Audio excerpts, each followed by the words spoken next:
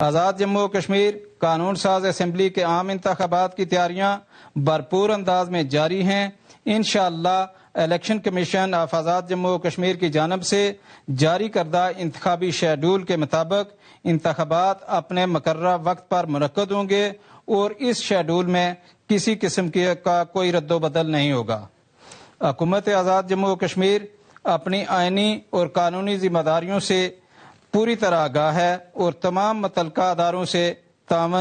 اداروں کے تعاون سے آزاد، منصفانہ، پرامن اور شفاف انتخابات کے انعقاد کو ہر صورت یقینی بنائے گی۔ اس سلسلے میں تمام انتظامی سیکیورٹی اور انتخابی تیاریاں مکمل کی جا چکی ہیں اور ریاستی مشینری اپنی پوری ذمہ داری اور ترجیحی بنیادوں پر اپنی ذمہ داریاں ادا کر رہی ہے۔ ہم عوام سے بھی اپیل کرتے ہیں کہ وہ جمہوری عمل پر اعتماد کرتے ہوئے اپنے حق رائے دہی کا ذمہ داری کے ساتھ استعمال کریں اور انتخابی عمل کو کامیاب بنانے میں اپنا بھرپور کردار ادا کریں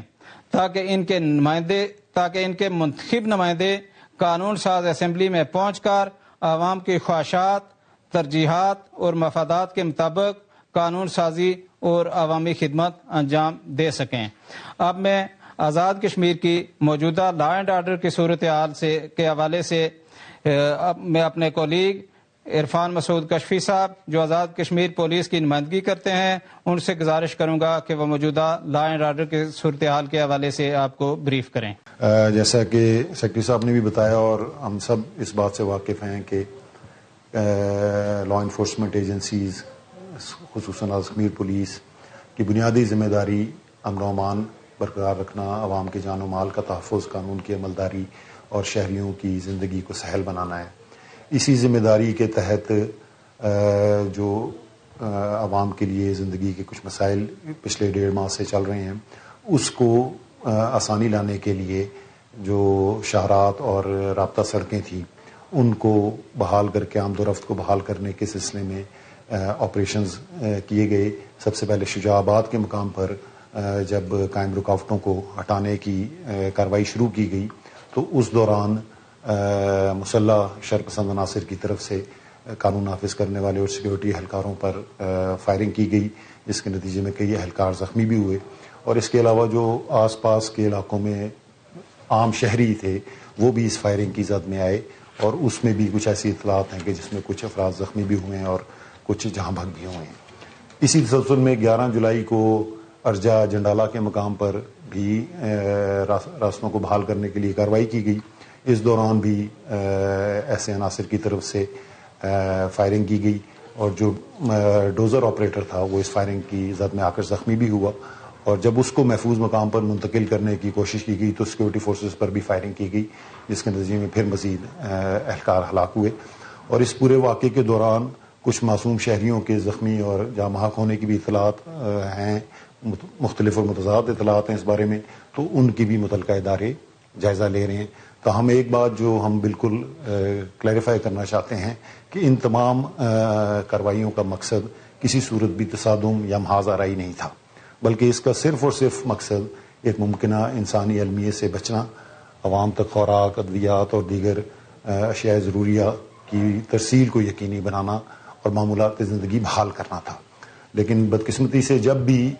قانون نافذ کرنے والے اور سیکورٹی اداروں نے یہ راستے عوامی مفاد میں کھولنے کی کوشش کی تو اس کالعدم کمیٹی کے مسلح جتھوں کی جانب سے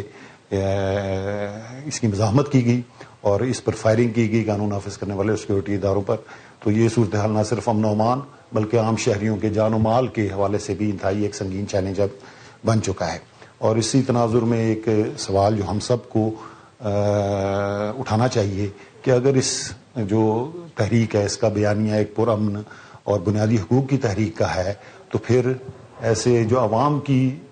ضروریات کی چیزیں ہیں ان کے لیے جو اشیاء خورد و نوش کے ٹرک لے جانا ہے ان پر حملے کرنا، انہیں لوٹنے کی کوشش کرنا اور یہاں تک کہ ان گاڑیوں سے ڈیزل نکال لینا، تو یہ کون سی ایک پرامن تحریک یا احتجاج کی عکاسی کرتا ہے؟ اسی تسلسل میں ہم اپنے تمام جو پرامن مہذب شہری ہیں ان سے بھی یہ امید رکھتے ہیں کہ وہ کسی بھی جو ہے گمراہ کن پروپیگنڈے کا حصہ نہیں بنیں گے، کیونکہ ایک چیز یہ بھی اس دوران سامنے آ رہی ہے کہ مختلف پلیٹ فارمز پر کئی مرتبہ حقائق سے ہٹ کر غلط انداز میں جو ہے صورتحال کو پیش کیا جا رہا ہے، جس سے بین الاقوامی سطح پر بھی آزاد کشمیر کا ایک پرامن، مہذب اور ذمہ دار معاشرے کے تشخص اور ساکھ کو پوری طرح نقصان پہنچ رہا ہے۔ اس لیے ہم تمام شہریوں سے گزارش کرتے ہیں کہ وہ افواہوں، اشتعال انگیز پروپیگنڈے اور کلدم کمیٹی کے گمراہ کن اور اوچھے کنڈوں کا حصہ بننے کی بجائے انہیں مسترد کریں، قانون کی پاسداری کریں اور ریاست کے امن، استحکام اور تحفظ کے لیے اپنا مثبت کردار ادا کریں۔ ہمیں یقین ہے کہ آزاد کشمیر کے عوام ہمیشہ کی طرح امن، قانون اور جمہوری روایات اور ریاستی استحکام کے ساتھ کھڑے رہیں گے، کیونکہ یہی راستہ ایک محفوظ، مضبوط اور باوقار ریاست کی ضمانت ہے۔ آپ سب کا بہت بہت شکریہ۔